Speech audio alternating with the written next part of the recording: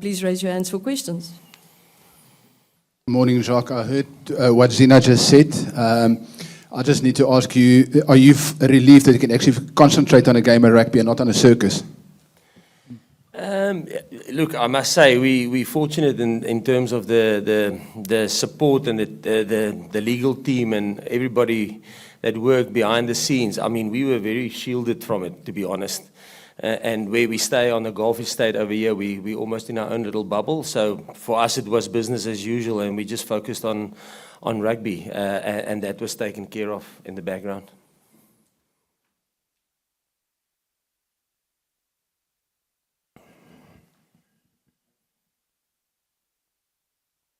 Thank you. James McConey here from NZR Plus. Just wondering about the 7-1 split, Jacques. Why have you gone with that, and who will play halfback if anything happens to Faf? Yeah, I'll probably take my time on it because I think there will be quite a couple of questions regarding the team selection. And that's probably the starting point. The team is not 15 and 8. The team is 23. We always say that. We select a squad. When you do a squad selection, there's a lot of things that influences that, and probably from medical to performances, to past performances, and obviously a lot of analysis going into New Zealand, what their strengths and their weaknesses are, and where we think we can get the edge on them, you know. So obviously, and then the discussion starts between the coaches and the selectors, and then it goes from a 5-3 to a 6-2 to a 7-1, back to a 5-3, 6-2. So it's not a 10-minute discussion. It's hours and hours, you know. And probably the big, if you look at our squad, obviously there will be a couple of questions on it. So Vincent Koch couldn't train on Monday, and we have a policy in our team: if you can't train on Monday, you're not up for selection. So unfortunately, he then missed out with Trevor coming in for him. And then secondly, so everybody, the other guys are all medically fit. And then the second thing you probably look at within your squad is performance. And I think if you look at our squad and the performance, I think there's consistent performances, and there's not a big gap within our squad. If you think now the guys missing out like Andre Estreisen and Kainan Moody, the last time how good their performance was against New Zealand. But also then going back, I think Damian Dalenda and Jesse Krulis putting in some proper performances. So I think from a performance point of view, there's not a big gap. Okay, and then probably it will go to the next question will be the risk. So a lot of people say, listen, 5-3 has got there's less risk there. But let's say on a 5-3, if you lose 2 locks, obviously you had to prep one of your loose forwards to stand in as a lock. So I think in all teams, I think even if you go back to your quarterfinal, who played halfback when Aaron Smith went off? So Richie Mo'unga. So as coaches, you always mitigate risk by prepping other people for circumstances that will happen. So in our case, it will be Cheslin, and he's always been a guy. I mean, he played sweeper in sevens, you know, which is the equivalent to scrum half in the 15s code. So he's always been a guy that if we got a yellow card, he would be the standing halfback. And we've prepped him there for not just this week, but for a couple of weeks. So he will be the standing halfback, yeah. Siya Television New Zealand. What does it mean personally to you to play a World Cup final against the All Blacks? Oh, yeah, we actually spoke about it yesterday. Yeah, it's huge. It's always big playing against the All Blacks, but to play it in a World Cup final when it's number 1 and 2 team in the world playing head-to-head, I don't think it's stuff that you can dream about because it doesn't happen often. I don't think it will happen in our lifetime again to have 2 teams like this. And we've prepared as hard as we can, and we know what to expect. Obviously, they might have some new things coming, but I think for a player to be playing in a game like this, I don't think it will ever get any bigger. So we're excited. We're looking forward to it. We know how good they are and how good they've been. You know, they a couple of months ago, they were going through a tough patch, and that's how good of a team they are. That's how proud they are of the team. They just turned it around quietly behind the scenes. They were doing their work, and now they're here. So I'm looking forward to it. And we've had to find our way too, you know, and the way that the coaches went the last year or so, we've played over maybe 50 players to try and find the best. Even the guys that are not here, I think they will be prepared to come and fill in this day. So I'm looking forward to Saturday. I don't think it will ever get bigger than this. It will probably be the biggest game of my life. And Jacques, can I just ask a quick one of you? Do you remember the 95 final or have you watched it recently? Yes, I remember it very well. Patches, I was a student, so I was probably a couple of beers strong. No, I was definitely. But I remember running in this after the victory. We were all in the streets in South Africa in Bloemfontein. I was at uni back then. And sorry, your other part. Oh, yes, I have. I have watched it recently, I would say probably a year ago, and the 95 one. And yes, it's amazing how the game has changed. I mean, I think there was, I can't remember, I think there was over 80 kicks in that game. And the scrums, there wasn't, the halfbacks could break off. The loose forwards could break off after the engagement. And the offside lines were at the 8 man's feet. So the amazing thing is how they got their kicks away. I thought, because the loose forwards, after they engaged, they were off. They didn't need to stay bound to the scrum, and then the back line was on the 8 man. So there wasn't 10 meters of space, and they played with a leather ball. And so it was that was quite amazing to see. Yeah. So now I watched it in terms of that, but. And there wasn't any lifting in the line out, so there's a lot of differences back then. The game has really changed a lot, and I think if you go back at that game, I think the ball in play was under 24 minutes. So there wasn't literally no rugby. It was just set piece after set piece after set piece. So yeah, I think the game is far better product now than it was back then. Not taking anything away, because that's just obviously there's a lot of technical stuff that comes into the game and a lot of money, and it became professional after that. Hi, Jacques, over here, corner. Morning. What is it about the All Blacks that you see 7-1 as the preferable option against them? I mean, I know it went well at Twickenham, but they were down to 14 men on that occasion. And also, just secondly, with 4 scrum halves in the squad, you've gone with just 1 in the final, which does seem like a luxury. And how did the other 3 take it? Look, I'm not going to go, obviously I'm not going to say what's their strengths and weaknesses. I think that would be stupid from me, but obviously, like I said, there's been a lot of analysis that gone into them, and that's hence we went with a squad of 23. I want to move away from the 7-1. It could have been a 6-2 or 5-3, it doesn't matter. You select a team that you think can get a result on the day. So in terms of the 23 that we selected for a reason, and the reason is we believe that they can deliver and win us a World Cup back-to-back. And how did the other guys take it? Not only the scrum offs. I mean, that's probably the strength of our team. If you look at a guy like Marnie, I mean. And Kobus got us through a quarter-final against France. He got us through a semi-final against England, you know. But it's explained to the whole squad why we're going a specific route, and it's not for the individual. Remember, it's for South Africa, and even the selection that we do, we know. Look, there will be pressure on us if we don't deliver a result. It's always going to be like that. But with that at the back of our head, we know that this selection is for South Africa, and they take it like that. Listen, we believe, and after the explanations of why we did it the way, they know it's for South Africa. It's not for the person or the ego. You can't let that, and not that they have egos, but you can't think of the individual. You must think about South Africa and the Springboks. That's the most important. A question for both of you, please. I know you want to talk about the final, but Tom Curry and his family have been subjected to online abuse. I just wonder what you make of that, how that makes you feel. Yeah, it's definitely, especially for me, if it's a player, if it's a coach, if it's a referee, I obviously don't support that, and I obviously feel for him. And I have spoken to him I've spoken to him. I sent him a message as soon as I saw that's going on, because it's somebody that I respect, that I've played with against for quite a while, and I've been through it too. I've been through it too. When we can take it as players, when it comes to us directly, it's fine. But when it comes to your family, it's totally different, and that's exactly what he said to me. That it's really hard when when family is involved.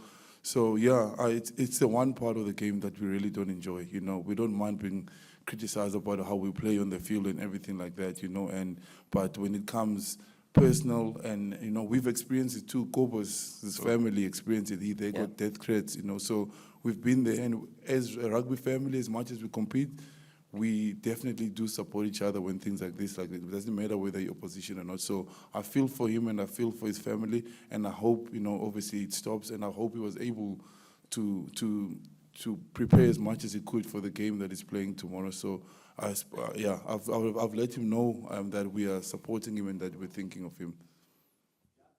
I can't say anything better. I fully agree with Siya. Jacques, we looked at the weather, and you obviously have looked at the weather as well. A lot of rain today, a lot of rain tomorrow, and there's some rain on Saturday. How important is the kicking game going to be on Saturday? And given your team selection, other than Andre, who, not at the polls necessarily, but for your touch kicks, who will be the main kickers in the game? I think we've got a. First of all, yes. I think there's a. I think probably 60% chance that there will be rain either just before the game or in the game. So it's probably going to be wet, like it was. And luckily for us, we had a semi-final where we were exposed to that. And so the kicking game will be important, like it is always in finals or in quarterfinals, semi-finals. Getting territory is important. I won't say it's the most important thing, but it is important. And I think if you look at our team, we've got numerous kickers. I don't actually think there's a guy that can't kick. In the back line. And I suppose there will be a couple of forwards that will put their hand up as well, if you look at them in the warm-ups. But no, I think if I look across our backline, I think there's not a guy that can't kick. If I just think a guy like Jesse put a nice little kick through the other day for Cheslin. So no, I think there's a couple of options there. Valen? Morning, Coach. Morning, Siya. For Coach, I just want to know if it's going to work in South Africa's favour, the fact that bar New Zealand, South Africa have faced off with the top 6 in the world during this tournament. New Zealand, on the other hand, just 2 of those top 6 nations. And then just for Siya, this year is the 200th anniversary of isiXhosa being a written language. How you feel as a sportsman singing in Nkosisikelele, Africa? In terms of, I think... in the final, it's about the final. I don't think necessarily the past have got any bearing on what's going to happen on Saturday. Obviously, every quarterfinal, semi-final is tough, and you have to get past it for various reasons. That's why they call it test matches. Each test that you play has got specific tests that you have to pass to win the test, if I can put it like that. It's almost like an exam you write.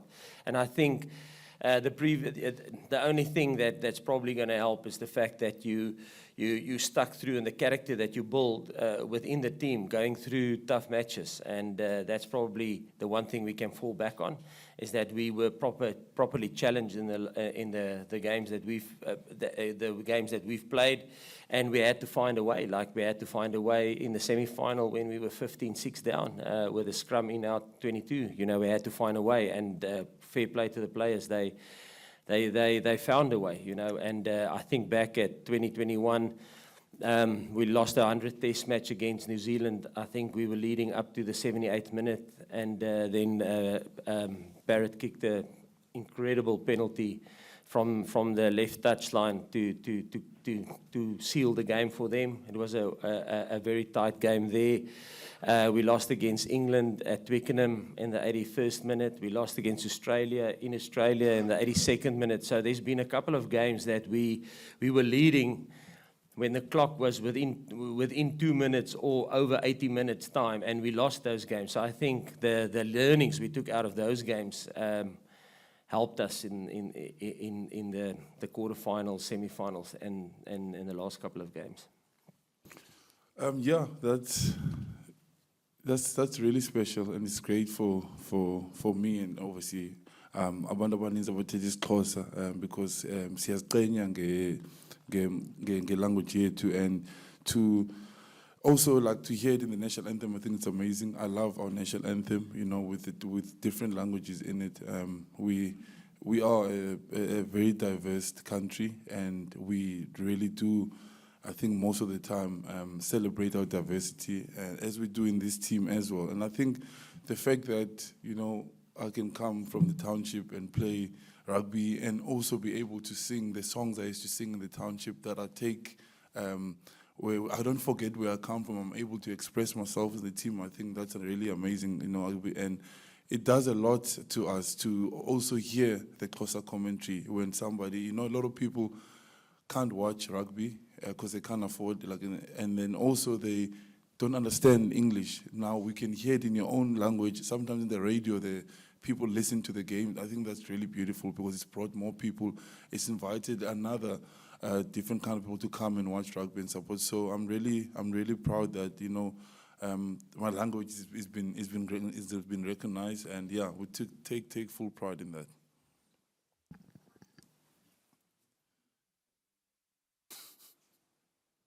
Morning, guys. Morning. Question for you, Jacques. On a number of occasions this year, you've told us about how the game, Springbok's game, has evolved with Mani at fly-off. With him not in the squad for this game, do you think that can be interpreted as a betrayal of those things that you've advanced in your game? No, not necessarily. I think we still, obviously Andre was injured. That was the big reason why Mani had to step up, and fair play to him. He is a brilliant rugby player. But unfortunately, if we would have gone with a 5-3 split, he would have played. But unfortunately, like I said, for him and for Kobus, they are unlucky because of the tactics that we think we want to employ. So yeah, no, not at all. I must say, I don't think World Cups might be, probably now that I'm saying it will be different, but World Cup finals isn't necessarily always the most spectacle of affairs. So if you look at the past games, it's always going to be tight, and I think this one is going to be tight, and it's going to be a grind. Yep. For the positions, I think covers 12. Yeah. Yeah, I think 5. also we, like, things happen. Like I get taken off on the 40th of life. Of course, I would love to play more, but I know that at that time I can't give anymore, or the coaches can see I'm not so productive anymore. So decisions get made. It's not about me. I can be disappointed for a little bit, but I know the bigger thing is that if we win, at the end of the day, like the work that Kwagga and Dion Fourie does when they come on, they honestly, the bench came on and won us the game. Our job is to grind out, and those decisions get made. And you think, am I going to sulk for me, or am I going to think of the bigger prize? At the end of the day, when we win, South Africa wins. It doesn't say this guy started or this guy kicked the winning penalty. When they write the name on the trophy, they say South Africa. Andre covers 12. He can play 12. So there's a lot of things that we have to get into consideration. If something happens to Dukes, Andre can shift in. And those decisions get made because Damon Willemse can cover 10 and 12 and 15. So and Trezen can play scrum half, fullback and wing. So when they pick the team, they don't just announce it. They explain to us to all those situations. We have made peace with it, and it is difficult. I felt it. I've been here before where I've been part of the World Cup and I don't get picked. All I have to do is hold bags. And I think for a guy like Mani, he really wants to play. He was disappointed, but he became Richie Mohanga for the team and gave us the best pictures we could get because he knows at the end of the day that if he gives the best And that's the role that he's asked to play for this specific game, as Andre had to do, as Marvin, Ori, who's been amazing for us. Everybody has a role to play, and that's just the role that he's chosen to play. And we'll give it everything, and we're not going to die wondering. It's a World Cup final. And if we do and become successful after the game, he will know that all the input that is put in, whether he was on or not or off the field, it made a difference to make us be successful as we can. So we don't take it too much to ourselves. We don't think too much. Yes, you sulk, you go home, you talk to your wife and your girlfriend, you get over it and you move on because you know maybe tomorrow you'll be the one starting. And yeah, and that's just how we see it as a team because it's far bigger than us. Good morning, Jacques. Good morning. It's a question for each of you guys. Jacques, we had a chat about this at the start of the Scotland game. You are finally in your last week as a Springbok coach. Just talk us through how you've processed this particular week, and that this is probably the last team announcement press conference in these colours that you're attending in the meantime. And for you, see, I mean, the All Black game in the Eastern Cape holds so much significance. Just building on Valen's question, what does it mean for you being from the Eastern Cape, playing against All Blacks when, especially from 1995 onwards, every other test match is rated highly, but the All Black test, the All Black Springbok test from our part of the world is the one that really matters? Yeah, in terms of how did I approach this weekend from being the last one, maybe. Yeah, you know what? It's funny. I went for a run this morning, and I was thinking about it. You know, in 2011, when I was in New Zealand with the Springboks in the World Cup, I thought I'll probably going to continue. And then Heineke went another route with John McFarlane, and they were very successful together. So, and then I thought, oh, okay, I had 7 games with the Springboks, and it was unbelievable. And then 2016, I got another opportunity with the Boks, but then I've already signed with Munster, and so I only had 3 test matches with the Boks, and I thought when I left for Munster, okay, listen, that's it. I had 10 unbelievable test matches with the Springboks, and then we came back to 2018. The point there is, you actually don't know the future. And that's how I see it. I'm not emotional because I don't know if this is my last test match for the Boks or not. Because you can plan life as much as you want, but life has got its own way, and destiny has got its own way. So for me, I just focused on, I think, how you should approach the game. This is every day, any day can be your last day with a team. I just enjoyed every single minute of it, and just stay in the now, in the moment, and just enjoy the players, because I think this group, like Siya said, this will probably never, no, not probably, this will never happen in our lifetime again. So rather thinking of maybe this might be the end, or it is the end or not, just stay in the moment and just enjoy it for what it is. It's probably the biggest occasion that we will ever be part of, and probably the biggest rugby game that there's ever been. 1 and 2 playing each other in a World Cup final, and whoever wins is going to be the first team to win, or country to win 4 World Cups. So it's massive. It's all to gain. So that was my approach. I just stayed in the moment, because I have been twice. I've been in positions where I thought this is the end. As I will never be here again, and look where we are now. Yeah, so that's how I approached it. Playing the All Blacks, I said earlier, it's always special. It's always a huge occasion. I mean, they've been one of the most successful teams in the world, and I think the game, obviously from '95, I think it's so special. I think I was 4 then. I didn't get to watch the game, but obviously seeing videos of it, and also the significance of the game is huge. I think it opened a lot of doors for me and many others, and I think it was an important game, not just for the Eastern Cape, I think for South Africa in general. It was a huge game, and that's why it's highly spoken about even this day.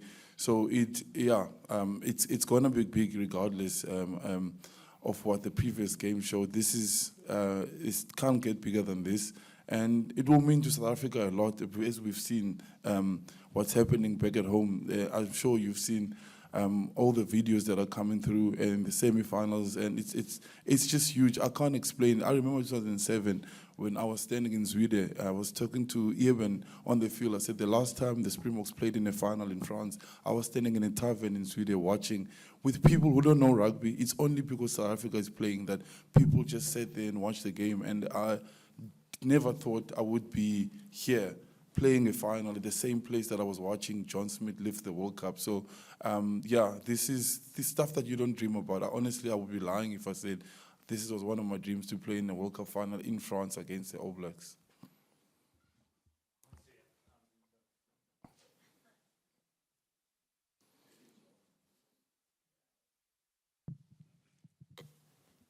Hi, Siya. I mean, you sort of touched on it slightly here, and Jacques mentioned being the first team to win 4 World Cups. Can you contrast what the motivations are for this group of players, maybe compared to 4 years ago, when you spoke very well about sort of inspiring the nation and playing for a higher purpose? Are they different? Are they the same? Yeah, I think 4 years ago, I think nobody probably would have expected us to be even in that position, because I think 2 years before we'd just been given 50 points, you know, against the All Blacks, and a lot of people kind of didn't give us a chance. And you know, we were trying to get the respect back of the Springbok team, of the name, and we were fighting because I think we were 5th or 6th in the world that time, and it was basically rugby focused until we go to the final, and when Coach Rassie spoke to us just before the final at the stadium, because he had seen what was happening back at home. We were in the country, we was in the middle of one of the biggest gender-based violence marches. There was xenophobia happening. There was a lot of bad happening in the country that time. And when he saw that, and he saw Mampimpi play with one of the ladies that got killed at the post office, you know, and he realized that it actually means so much more to, we all play for different reasons as players. We've got different motivation. It's your family, it's someone that you've lost that you want to make proud. But the thing that brought us together was South Africa, and he looked at that and he saw, and that we started playing for so much more than, because we knew what we do on Saturday can control a mood of 62 million people plus.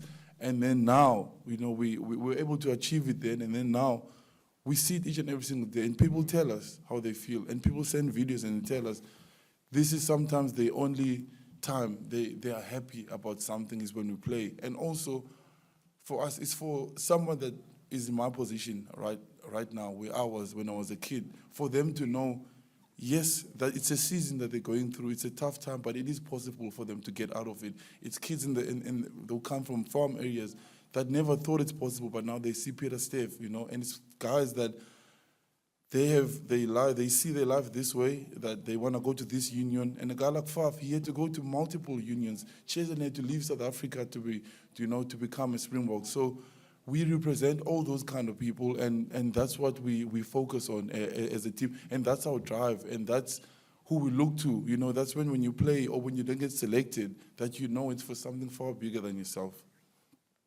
We'll take a last question on this top table, and then we'll bring in the players.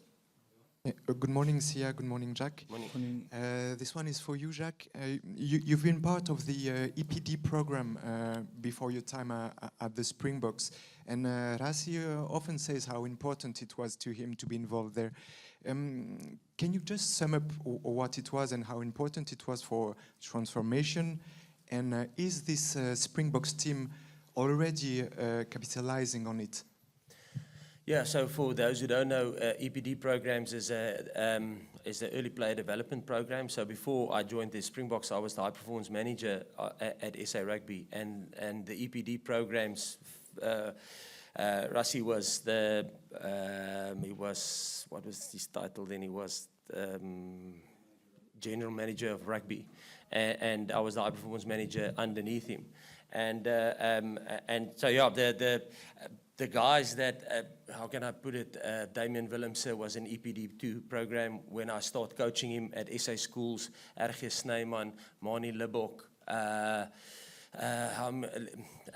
Jesse Creel, Andre Pollard, Malcolm Marx, Thomas de Toy, they all guys that I've worked with since they were 17 in the EPD program. That's what probably makes it so special, you know. Even Siya I met when he was at the Institute. He was under 19 at Western Province. Frans Malherbe, same. So a lot of the players that's currently in this group, and that's why I enjoyed the time with them. I just sat in the change room and we had a cool drink in the change room after one of the training sessions, just looking at the players, and I think, yes, I have a story of every single one. Oxnitsche, Villagers Rugby Club, first scrumming session, Michael Kumberai was there, and I remember, who's this guy from HTS Louis Botha, can actually speak a little bit of Afrikaans, you know. If you think where he's from, I've got a story about every single one because of EPD, because when they were nothing, and when they were just dreaming to become Springboks, you start working with them, and you know what? Fair play to them, they haven't changed. They don't have egos now. Like Mani Libok, somebody asked about a guy like Mani, like Kobus. Okay, obviously he's a little bit older than them. But the same Mani that was 17 years old playing for the SA school side with Damian Willemse, they're the same people now. They haven't become big-headed. They don't have an ego.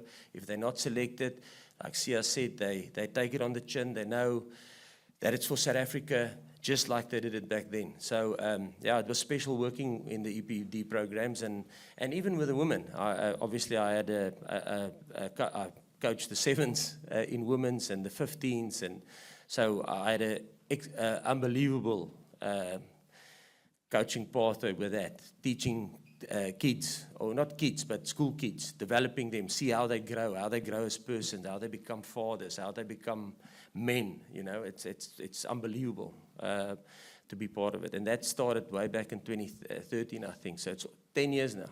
Yeah. Can I just ask one question of Siya? Just you've played the All Blacks a lot, and I just wanted to know what impresses you about this All Blacks team, and in particular your opposing captain Sam Cane. I think the fight that they've showed, I think, I know how hard New Zealand people and media can be towards them, because they expect so much from an All Blacks team, and I think they faced a lot of criticism, and I don't think a lot of people thought they would be playing in the World Cup final. The fight that they showed this year, I think it tells a lot about the team. You know, they could have just given up, you know, and just said, you know what, it's not our year. And they just took it and they kept on moving, and they were quiet about how they went this World Cup. To be honest, not a lot of people were talking about them, but they were just moving, and now they're in the World Cup final. And Sam Cane, I think, you know, I know what an amazing player he is and what a good leader he is. And I think for me, for somebody that thought will never play a rugby game again, for him to fight through what he fight through. I was playing that game, and I remember Coach Rassi, went to go see him in hospital, and I remember speaking to him during then, and he had a lot of criticism too about how he's not playing well and everything. He found himself, and he's worked, and he just put his head down, and he led a Chiefs team who did amazingly well, and now he's here. And I think that when you can, you know, people always focus on what you do on the field. Some of the battles that you face off the field can take you to the next level, and I think I speak highly of him. I've known him for quite a long time. I respect him a lot, and I think what he's shown, the fight that he's shown off the field, and the way he's taken it on the field as well, now he's led the team, has really been amazing. With all the other leaders, obviously, around him, I think he's done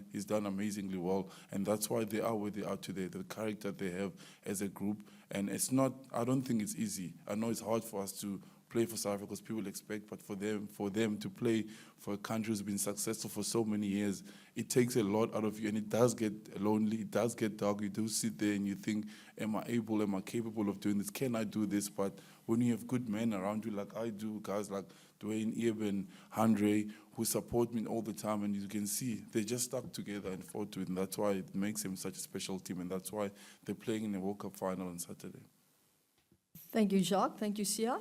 We'll bring in the players now. Please, guys, note that there's about 25 minutes for 4 players, so just making you aware of that. Thank you. Thank you.